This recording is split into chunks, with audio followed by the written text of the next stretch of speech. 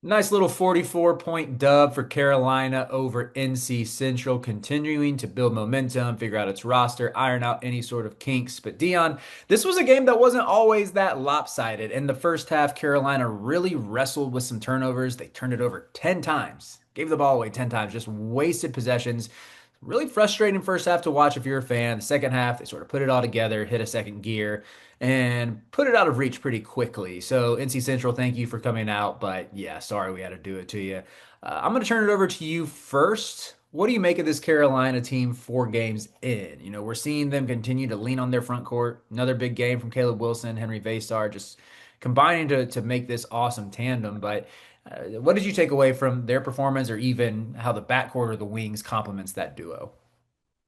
I just wish we had the opportunity to know what background Caleb Wilson had today for this game. No, I mean, listen, this Carolina team's good. I've said it. I've said it a bunch. Like this is a really good team. I mean, they fit well together. Jonathan Powell's gonna take Bogavac's minutes here in a second, and I'm here for it. I'm I here have for some it. thoughts on JP, man.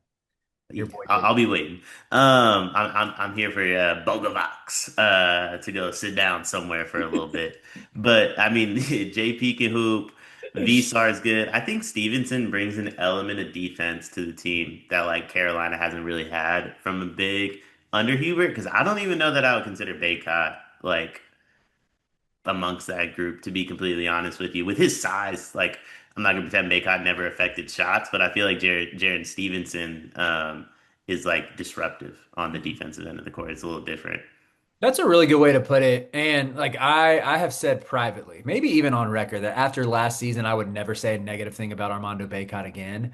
And I think Carolina fans, like I really enjoyed covering him from like the media side of things. He just had a presence about him that would capture a whole room and was always looking to give you good quotes that would like pop off on socials as well. But even beyond that, like I enjoyed the Armando Bacot experience for the most part. A couple down years in there, here and there. I mean, he was there forever, but I always thought like he was a good defender at the college level. He could move his feet in space, and because of his size, he would alter shots at the rim. Like there were times where if he got switched onto a guard, it wouldn't kill you. Now, did I think that would necessarily translate to the NBA? Not necessarily. I mean, you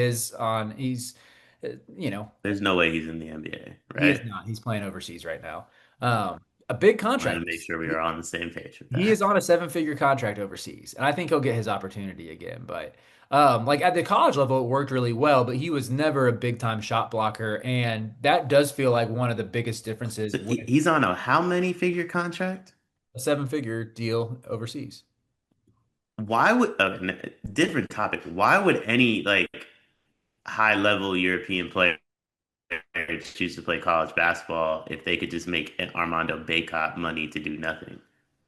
So okay, so hold on, 1 minute. We got people. Some people were disappointed with our tangents in the first video, but he is. We won't do that again, but like seven figures feels like a lot. Yeah, he's playing in Turkey right now for a team that plays in the Euro League and the BSL, which I believe is the top league in Turkey, and he's making 7 figures to do so.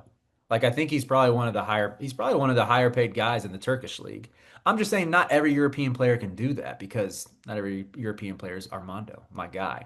Anyway, what I feel like sort of distinguishes this Carolina front court, whether you're talking about Caleb Wilson or Henry Vasar or even Jaren Stevenson, is they're more disruptive. They're more springy. They have longer wingspans than any big we've seen under the Hubert Davis era so far. Like Carolina last night, they blocked 14 shots, which was more than they had so far in their first 3 games combined. I think Wilson ended up with 4, Vasar ended up with 5. And for Carolina fans, again, you got to consider the opponent here. I think NC Central's in the 340s on KenPom. However, you can at least be pleased with that. You can be happy and say, let's build on that. Let's see that shot blocking continue to come to the light,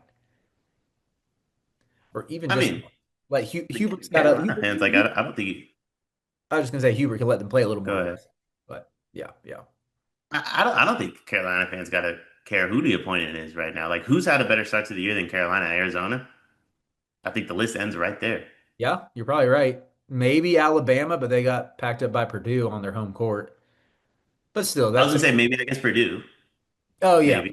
Purdue you could throw in there now that they have TK back, but it's yeah, you're looking at a select group of teams that have that are sitting with an undefeated record and have like a big emphatic statement win. So yeah, thank you for pointing it out, Dion. Carolina fans be happy with the 14 blocks regardless of who the opponent is. Yeah, I was gonna say like whether it's North Carolina Central, Southern Alabama A&M, like at this point it's like you beat up on Kansas pretty good. Kansas really hasn't been the same. We're recording this Saturday morning. I want to say Kansas is losing right now. Um, Maybe that's not the greatest result Carolina fans want. You probably want that game to be like a good win for you. Right. But I think like nonetheless, like they're tied with Princeton. They were losing when I checked last time. But point being, like if you're a Carolina fan, you're happy with the start of this season, and you should be. Mhm. Mhm. Yeah, it's been nice. It's been nice to not really sweat out these bye games. I know like the Radford game was ugly in spurts, but they kind of turned it on in the second half. This one was the same story where the first half is like, why are they turning the ball over so much? Honestly, I kind of thought again, I don't want to harp on the negatives because the second half was great and everything, but the first half, if I had to pinpoint it on anything with the turnovers, it was just like almost trying to force feed Vasar and Caleb Wilson too much. Like there were several entry passes where it's like, dude, there are three dudes on Vasar because Central was playing that weird zone. They hammered this point home on the broadcast. They only have one true big man on their roster who's 6'9". Carolina knew it had a size advantage, and it seemed like their game plan in the first half was get it to Vasar, get it to Wilson nonstop. And with Wilson, he had 17 in the first half, so it worked. But I did think I was just kind of watching this thinking like, all right, some of these guards can shoot. Like I believe in you, Kai and Evans. You don't have to pass up open shots. You don't have to keep force feeding Vasar. But then at the same time, it's like Evans finished with 7 assists and one turnover. He wasn't really the problem. Stevenson had three in the first half, and so that was iffy. But it just seems like they lost focus here and there, and weren't necessarily the most locked in for a November game against a bad opponent, and yet they still won by 44. I mean, they assisted on 70% of their field goals in a game where they scored 97 points. Like, I think assisting on 70% of your field goals is insane, regardless of opponent, regardless of league you're playing in, NBA, college, whatever. And then to do that when you also score 97 points, which is a large number for college basketball, although it might not be anymore. But like that's something we're monitoring. But I think it's a very impressive game from them without Seth Trimble. Mhm. I do want to point out we didn't get like 99 threes from Bogovac like he promised me. I think I said he'd hit six. He hit two. Yeah. How long from the moment you made that comment, how many games until he actually hits like six total threes? Six. Okay, he has 7 makes on the season, so that has already been passed. He No, but I mean like six total threes across like since you said the comment. oh, okay. So let's see. Their next game, he might hit four against Navy, and we're golden, and I hit my sixth number. That Probably not. I still believe in Luca. I think he looked really good. I mean, he should look good against his opponent, but to your point of what you're saying about Jonathan Powell coming from his minutes, Powell really just shoots. Like that's all he does. Yeah, Do you want to do the honors and say what he is, Dion? he's not that though. No, he's not. You don't think he's ever gonna? Do you think he can get there? Can he ever get the Trevin Nell treatment? I don't believe I love JP. I was a big JP guy at West Virginia. I thought it was the right decision for him to transfer. I never want to say it isn't because hey man, listen, Ross Hodge, brother, we will talk. It's not working though. But like he made the right decision to transfer. I thought it was a great pickup by Carolina. These are like the type of guys that like for one, I myself love. Um, I believe they win you championships. They might not win you random October, November, December, January, February games, but like there's a weird game in March where they make a big play. And they're just in the right spots. They make Caleb Wilson's life easier. He's not the word, but he can shoot and he does check, by the way. And he's also not going to get in the way. That's a good point. I think there is something to be said about like just kind of knowing your role. I would say in order for him to take Luka's minutes, he'd have to become a better ball handler because I think just especially while Seth is out, they're like really Kyan, Derek Dixon, and Luka are the only three guys who you want playing a ton with the ball in their hands. But Powell, the other time, there's been times again, if I was to get nitpicky about this UNC season, even though I've been very pleased with how it's started off, sometimes it does seem like whether it's Kyan, whether it's Dixon, It's really those two. Every once in a while, Stevenson get a little tentative from beyond the arc, even when they're open.